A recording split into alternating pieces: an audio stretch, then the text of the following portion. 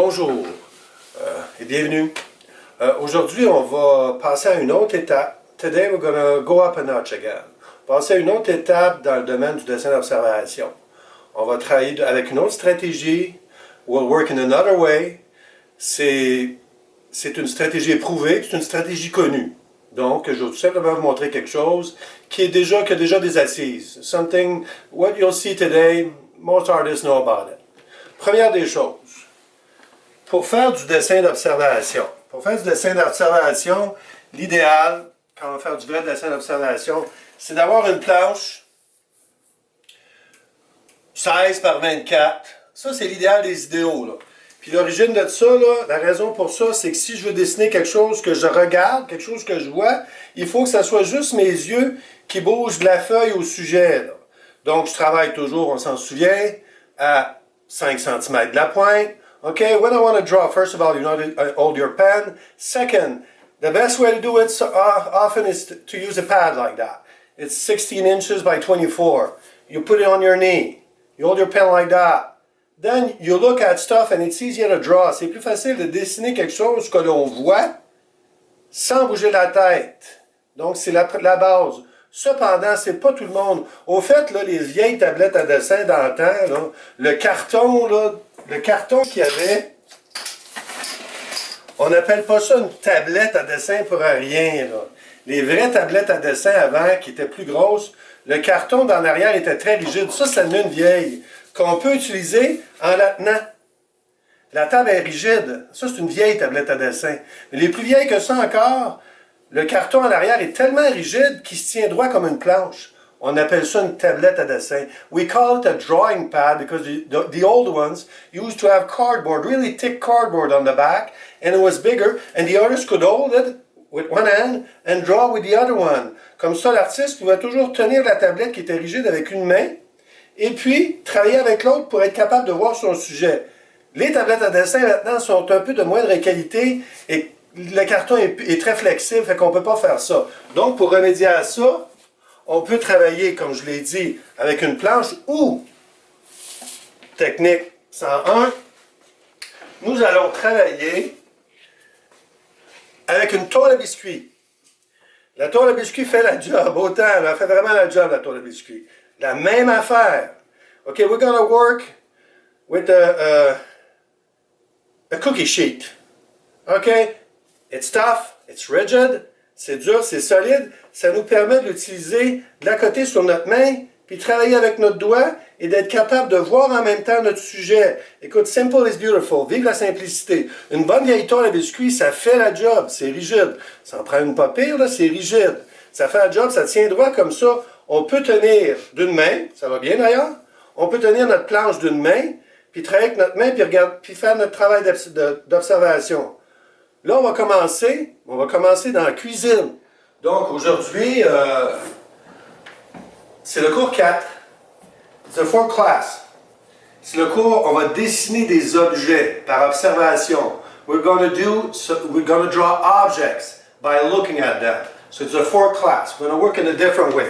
Like I said before, comme j'ai dit, première des choses, vous fixez sur une tôle à biscuit, vous fixez une petite pile de papier, pas juste une, plusieurs pour ne pas arriver direct sur le métal. You have to fix a little pile of paper on the cookie sheet. That's the first thing to do, okay? Then go find some containers in your cupboard. Allez vous trouver des pots de différentes formes. Là, moi, j'ai été chercher toutes sortes de pots de différentes formes.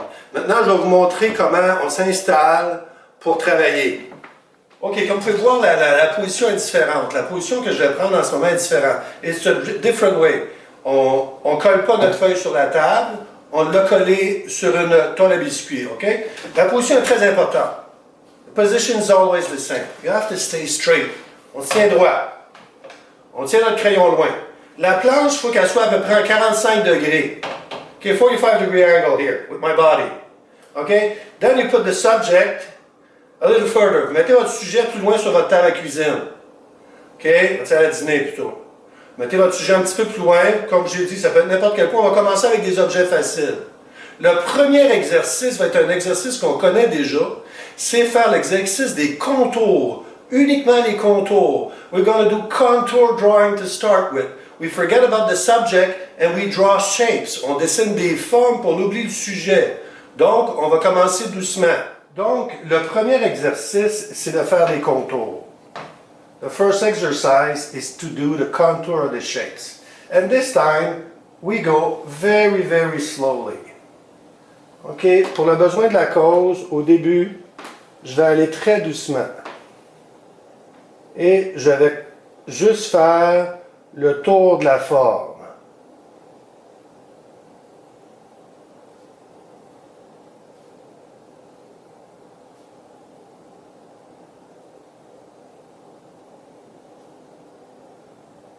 J'ai pas assez de place, pas grave. Encore une fois, je l'ai déjà dit, je le répète, ce ne sont que des exercices. This is only an exercise to get ready. So you go slowly. You just create the shadow. On ne travaille que l'ombrage de la forme. L'ombrage que la forme projetterait si on mettrait une lumière devant et on regarderait derrière. Donc, comme vous pouvez voir, je travaille juste les contours de la forme. Encore une fois, c'est juste l'ombrage. It's only the shadow of the shape. It's not all the details and everything. Il n'y a pas de détails, il n'y a pas d'étiquette, il n'y a pas rien. C'est juste pour me mettre dans l'esprit que je regarde des formes et non des sujets. You have to draw, first thing you have to learn is the basic of drawing, observation drawing, is to draw shapes and not draw subjects. C'est encore une fois, je l'ai déjà dit, c'est la base du dessin, c'est d'être capable de voir des formes et non des objets. Donc, ça, cet exercice-là, vous le faites souvent et longtemps avec tous les contenants imaginables que vous pouvez trouver. C'est pas dur, j'ai ramassé ça en dessous de mon évier, là. OK? Puis c'est vraiment un exercice. You have to go slowly again. It's the same thing as usual. You have to go very slow. Look at the shape. Forget about the subject. On regarde la forme et on oublie le sujet. On va très, très, très, très doucement. L'idéal aussi, c'est de donner une bonne distance. You have to put a pretty good distance between your pad and the subject because the only thing that has to move is your head. Your eyes, not your head. La seule chose qu'il faut qu'il bouge, c'est uniquement vos yeux et jamais votre tête. Comme vous pouvez voir, là, moi, ma tête ne bouge pas du tout. Très, très peu. Et je regarde vraiment juste le contour de la forme tout doucement. Encore une fois, c'est pas parfait parce que je vais vite, là, mais c'est pour le besoin de la cause. Et tout ce que je veux voir, là, c'est le contour de la forme. Only the contour of the shape. Cet exercice-là, vous le faites avec le plus de contenant possible. You do this exercise with as many containers as you can. More you do it, better you are. Just do the contour of the shapes. Faites ça plusieurs fois, l'idéal, encore une fois, a couple of hours, une couple d'heures, à 15 minutes par jour. Vous pratiquez toujours à dessiner l'ombrage des formes des contenants. L'ombrage des formes des contenants. Les contours. Et vous en faites, et vous en faites, et vous en faites. On va passer à la prochaine étape. OK, pour terminer aujourd'hui, on va faire un projet au complet. To finish today, we'll do a project completely. Une fois que vous avez fait plein d'exercices avec les contours, on en fait le plus possible. Ça peut être des contenants, ça peut être toutes sortes de choses, mais juste des vrais objets que vous habituez à faire les contours comme j'ai fait tantôt. Ça, plus on le fait, meilleur on devient. It's always the basic. When you do the contour drawing, more you do it, better you are. C'est comme le premier cours. Plus on le faisait, meilleur on devient. Là, on va essayer de faire un projet qui va être plus étoffé, qui va être plus fini, en utilisant des techniques que l'on a vues au préalable. We'll do a project that we'll see all the techniques that we saw before in the last classes. So we'll start. First of all, a little more gesturally, un petit peu plus gestuel. Je fais les contours, mais là, j'y vais un petit peu plus gestuellement. Là. OK? Au début, je commence très pâle, si on s'en souvient. Là, je commence vraiment, là.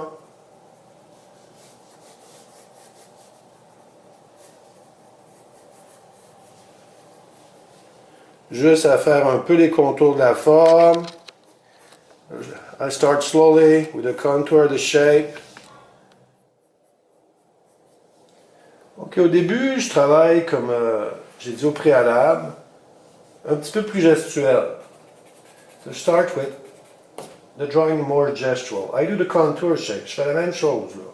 Je fais la forme contour, mais je vais avec un petit peu plus tu sais, pour essayer de trouver ma forme, je la cherche, je me reprends. Tu sais, il faut faire des erreurs là.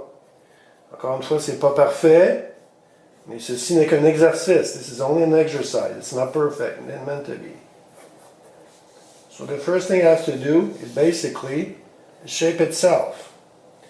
Je bouge jamais la tête. Je bouge uniquement mes yeux puis mon crayon. I never move my head. I only move my pen and my eyes. This is the base. You really have to do that. If you move, you lose the subject. Si vous bougez, là, vous perdez tout le temps le sujet. Le dessin d'observation, c'est vraiment une base, ça. D'être capable de dessiner sans bouger la tête, là. Maintenant, je vais revenir avec des techniques qu'on a appris au préalable pour suggérer des volumes. Now I'll use different techniques to suggest that the container is round. So, différentes techniques qu'on a déjà vues. 1. Je vais utiliser des lignes contours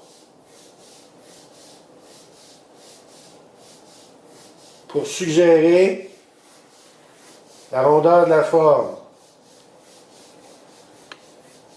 Ça, c'est une technique qu'on a vue. C'est juste des lignes contours.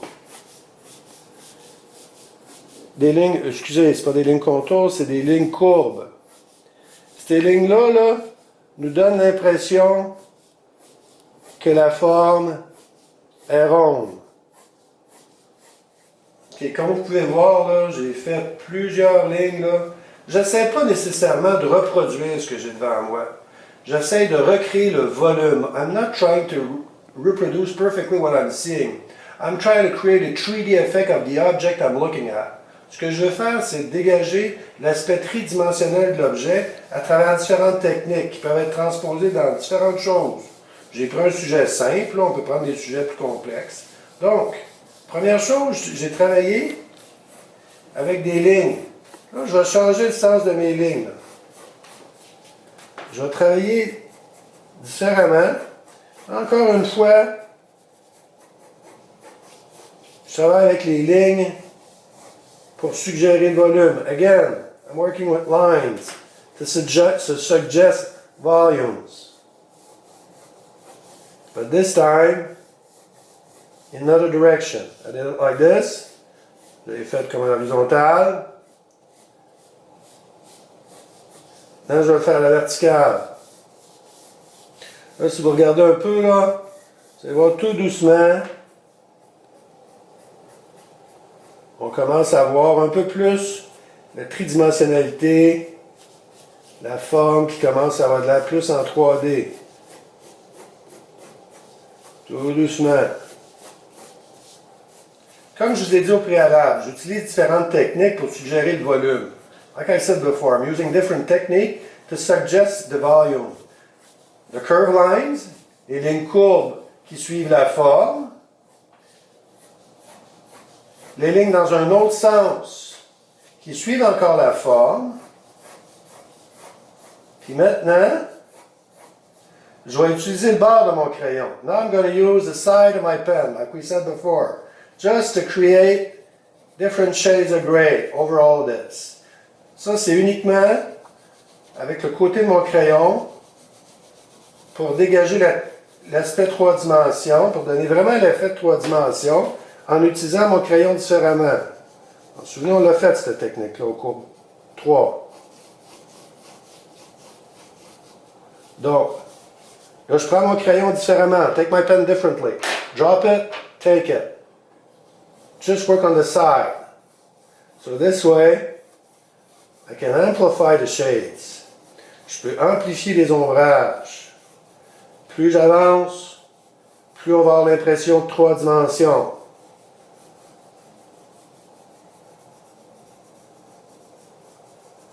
Ce qui est intéressant dans un dessin, souvent, effectivement, c'est de combiner les différentes techniques. Quand on les combine, on fait des choses qui sont plus originales aussi. Donc, comme vous pouvez voir, j'ai utilisé plusieurs techniques pour suggérer le volume. Like you can see, I use a lot of techniques, different techniques, to suggest the 3D, to give a 3D effect. On peut travailler, là, je sais que je me répète, là, mais on peut travailler des heures de temps jusqu'à temps qu'on ait vraiment l'impression que le contenant va sortir littéralement de la feuille. Juste se souvenir, just remember, use the simple cooking sheet on a 45-degree angle, un angle de 45 degrés. Une tôle à biscuits, ça fait un job. C'est très simple, ça fait un job. Ça peut être utilisé là, pour faire plein de choses. Là. En s'accotant comme ça, on peut dessiner toutes sortes d'objets. L'idéal, c'est une table pour mettre des objets. Puis là, il y a plein de compositions qui sont possibles d'être faites. Là, j'ai montré une composition qui est simple, qui est un pot, mais on peut en faire vraiment toutes les sortes. Donc, des outils simples, des sujets simples pour commencer, et c'est comme ça que ça part. Comme vous avez pu voir, c'est pas si compliqué que ça dessiner. It's not that complicated to draw. Ça prend les bons outils, ça prend la bonne position, le crayon, le dos, la façon dont on s'installe. Toutes ces choses-là sont fondamentales pour bien dessiner. Au prochain cours, on va faire une autre technique qui s'appelle la visée. Donc, sur cette note, à la prochaine.